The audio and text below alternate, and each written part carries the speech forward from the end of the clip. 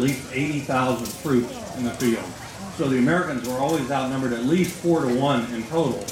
But the problem with the British was, as some of their own people said, you cannot defeat an entire continent, which is what they considered the 13 colonies to be. You can't defeat an entire continent with 80,000 men or even 180,000 men. You can't go chasing these rebels all through the woods and all over the place, which is what they tried to do. So in that way, a lot of the disparity in the numbers ended up being offset.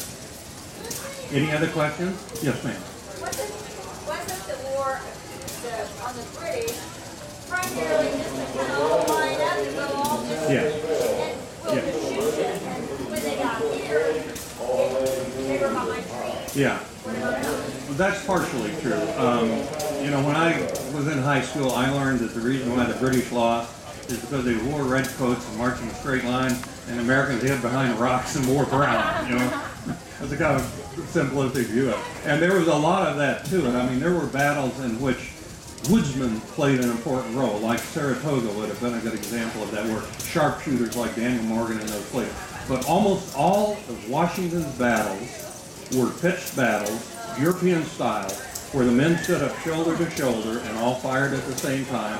And the reason why they had to do this was the gun that they had was only accurate at about 100 yards, or really 50 yards was ideal. So they had to get up close to each other because their guns were so inaccurate.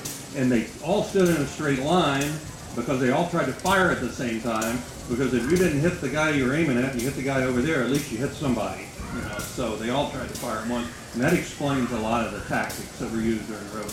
But Washington fought all of his battles in that stand-up, shoulder-to-shoulder kind of version that we generally attribute only to the British troops.